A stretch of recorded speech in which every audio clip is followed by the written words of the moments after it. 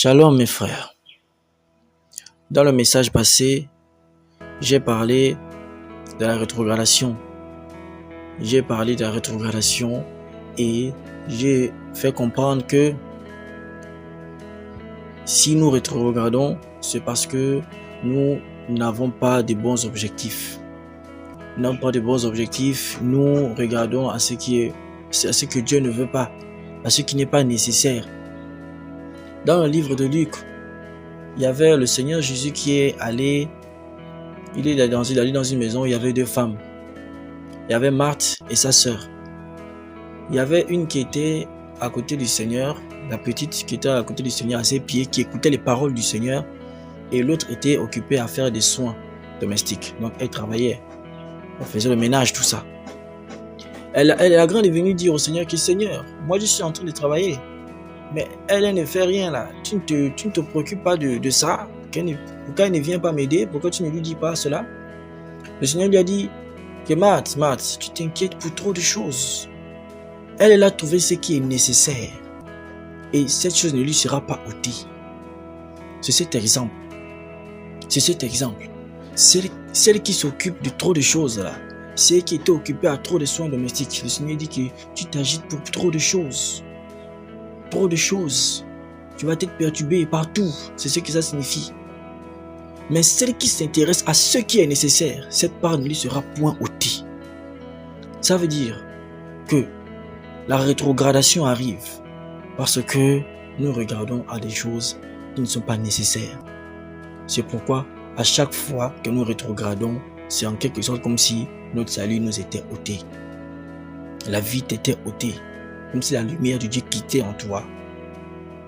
Mais si tu t'intéresses à ce qui est nécessaire, ça restera. Tu resteras focalisé sur ça.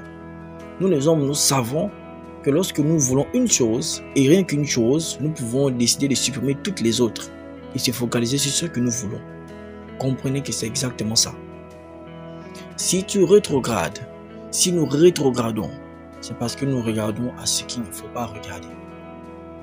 La parole de Dieu dit quelque chose. Revêtez-vous de toutes les armes de Dieu afin de résister contre toutes les ruses du diable. De résister contre toutes les ruses du diable. De tenir ferme. De ne pas tomber dans la tentation. Les ruses du diable. Le diable n'a qu'un seul objectif. Te maintenir dans le péché pour que tu ailles en enfer. Voici l'objectif du diable. C'est simple. Voici la chose que le diable veut. Te maintenir dans le péché. Et maintenant, pour le faire, il y a plusieurs méthodes. Ces méthodes, la parole de Dieu les appelle les ruses. Le diable, c'est la ruse qu'il utilise. Et par la ruse, il va tenter de te séduire, tenter de te mentir, tenter de te tromper, tenter de te faire croire ceci ou cela. Mais l'objectif, c'est t'amener à pécher. C'est pourquoi la réponse que nous devons toujours donner au diable, c'est non au péché. Comme le diable a tenté le Seigneur Jésus 3 fois, le Seigneur Jésus n'a pas dit feu sur toi. Le Seigneur Jésus n'a pas dit non. Il a répondu par la parole. Il a répondu donc en disant non au péché. Ce que le diable demandait au Seigneur Jésus de faire, c'est de pécher. C'est de pécher. Et le Seigneur Jésus a répondu non au péché. Le diable ne vient pas pour autre chose. Le diable ne vient pas pour autre chose. Le diable ne vient pas pour attaquer ton travail. Il ne vient pas pour attaquer tes finances. Ça, il s'agit des hommes. Il s'agit des hommes, des sorciers, des gens qui ne veulent pas que tu avances. Ce sont eux qui bloquent le travail, qui cherchent à te bloquer le mariage. Ce sont des hommes. C'est pourquoi ils ne regardent qu'aux choses charnelles. Mais le diable s'en fout du travail. C'est pas ça le plus important. C'est pas le travail que le diable cherche à récupérer, à prendre dans la vie des gens. C'est la vie éternelle. La parole de Dieu dit que la semence qui est tombée le long du chemin. Il dit quoi? Que ce sont les personnes qui écoutent la parole, que le diable vient, il récupère cela, il la vole, il prend cette parole. C'est ça, le diable lui vient empêcher la parole de Dieu de produire dans nos vies. Il veut nous amener au péché. C'est ce qu'il a commencé à faire avec Ève dans le jardin, Adam et Ève. Qu'est-ce que le diable leur a proposé? Il a dit à Ève que Dieu sait que si tu manges ce fruit, si vous mangez ce fruit, vous serez comme des dieux. Alors que Adam et Ève étaient déjà comme des dieux. La parole de Dieu dit, j'avais dit vous êtes des dieux, des fils du Très-Haut. Le diable est venu mentir, il est venu séduire Ève pour l'emmener à pécher. L'objectif du diable, c'est le péché. Ça veut dire quoi? Tout simplement, d'une manière très logique, le chrétien aujourd'hui doit combattre le combat de la foi, c'est-à-dire le combat de la lutte contre le péché. Tes prières, ce que tu demandes à Dieu, tout ce que tu demandes à Dieu doit avoir pour objectif de dominer sur le péché.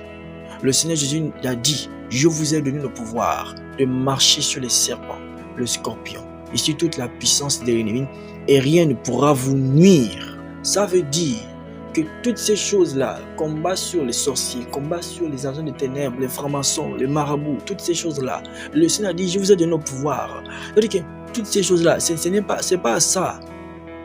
Ça là, il dit, vous avez déjà gagné. Mais si on a déjà le pouvoir sur toute la puissance de l'ennemi. Mais on prie pour quoi encore? Pour avoir encore le pouvoir? C'est pas ça. On prie, c'est plus pour avoir le pouvoir sur eux. C'est pas ça le combat. Parce que le Seigneur dit, je voyais Satan tomber comme un éclair, mais je vous ai donné le pouvoir. Il ajoute, cependant, ne vous réjouissez pas que les esprits vous soient soumis, les démons vous soient soumis. Mais réjouissez-vous que vos noms soient écrits dans le livre de vie, donc écrits dans le royaume des cieux. Ça veut dire, il faut se mettre dans une position. Le Seigneur Jésus te donne déjà le pouvoir sur toute la puissance de l'ennemi. Mais toi, ton combat donc, ce n'est pas contre eux. Ton combat, c'est contre le péché. Ton combat, ce n'est pas d'attaquer les sorciers. Ce n'est pas d'attaquer les francs-maçons. Ce n'est pas d'attaquer les agents des ténèbres. Ton combat, c'est contre le péché. Ton combat, c'est contre le péché. Celui qui a vaincu le péché a vaincu la mort. Tout simplement. Et donc a vaincu toutes les forces des ténèbres. Notre position, notre combat, le combat de la foi, c'est de vaincre le péché.